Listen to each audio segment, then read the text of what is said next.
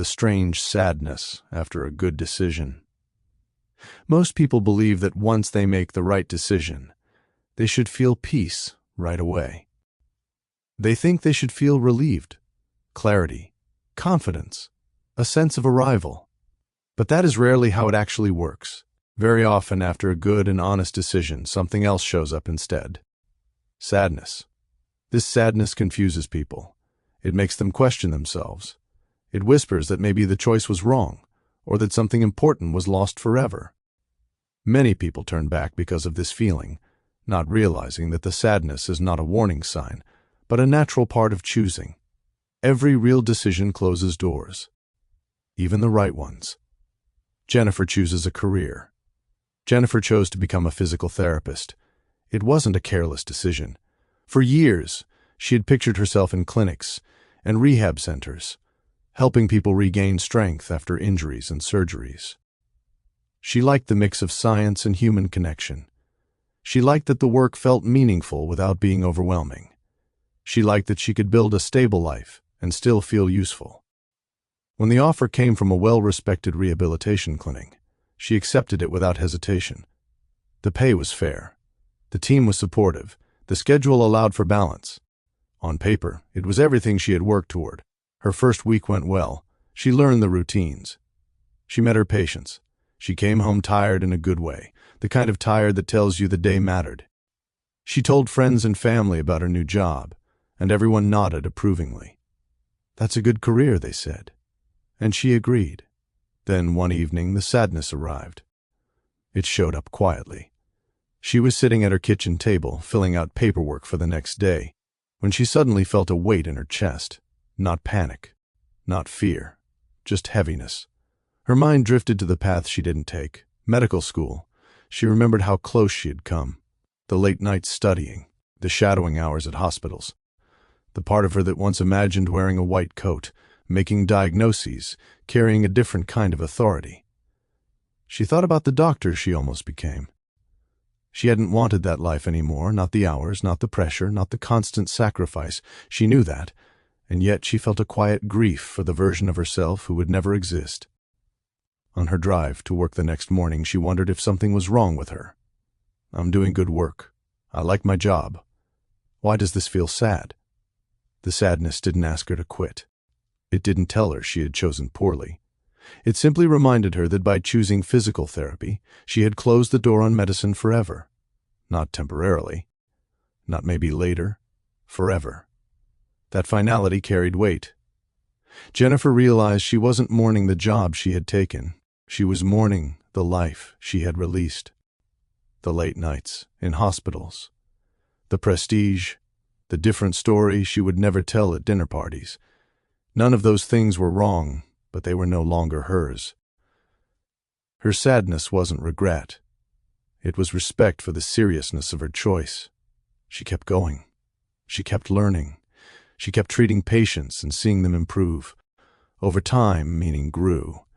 Not because the sadness disappeared, but because her commitment deepened.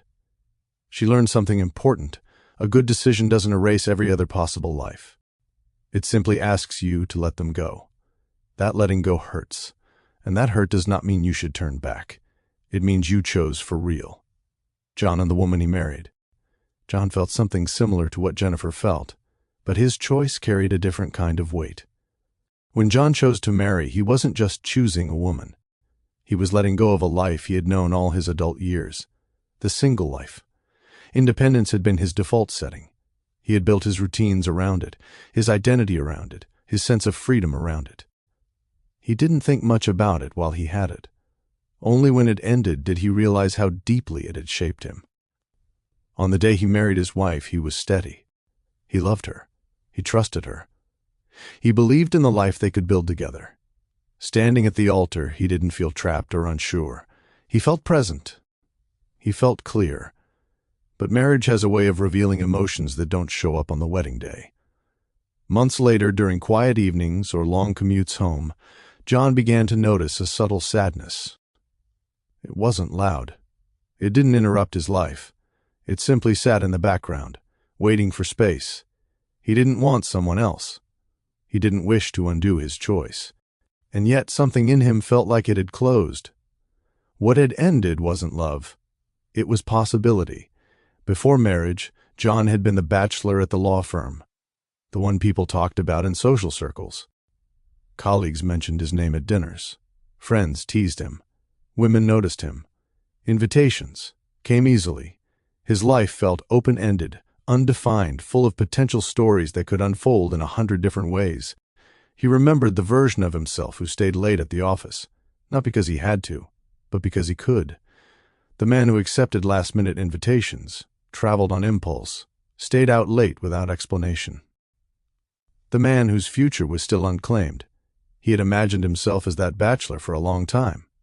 Successful, independent, admired. The center of conversation in rooms he hadn't even entered yet. That version of John had always been waiting somewhere in the future, untouched. Marriage ended that future, not in a tragic way, in a deliberate one. John began to understand that when he said "I do," he didn't just choose his wife. He released the bachelor who would never exist. The man who might have been known for his charm instead of his commitment. The man whose life remained open instead of deep.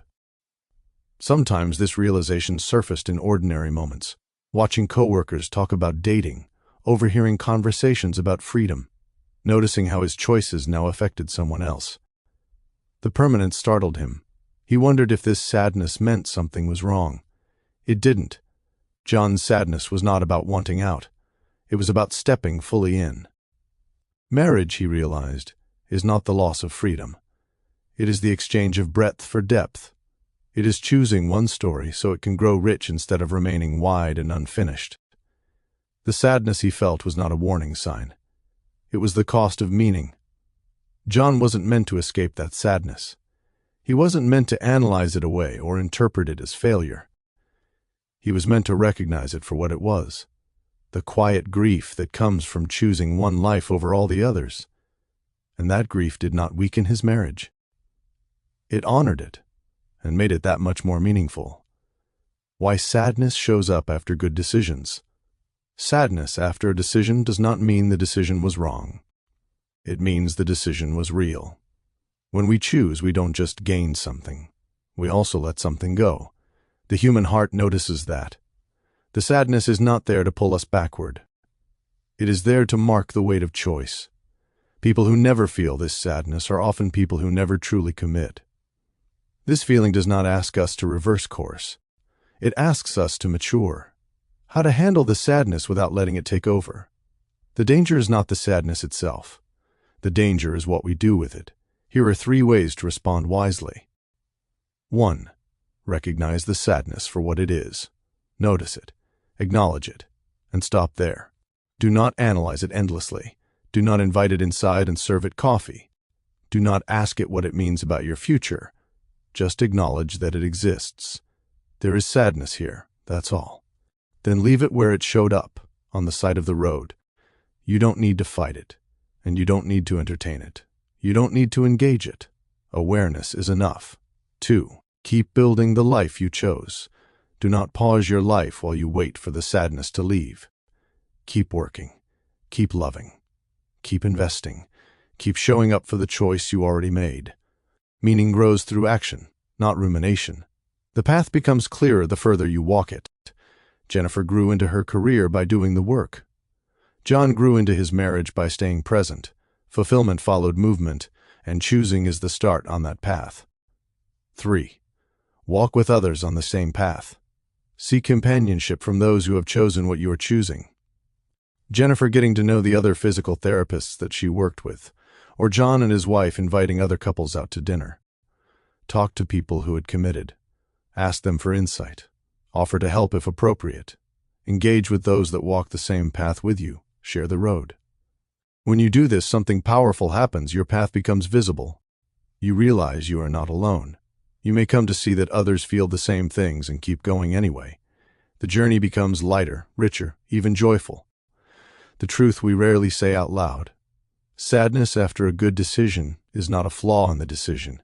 It is the cost of choosing depth over breadth, choosing meaning over possibilities, choosing who you will become over who you could become, choosing responsibility over flexibility. A life without this sadness is often a life without depth, meaning, or responsibility. Choosing well does not remove emotion. It gives emotion somewhere real to land. Let the sadness pass through. Then keep walking. You're not lost. You're committed. You have chosen. You have made a choice that is shaping your future.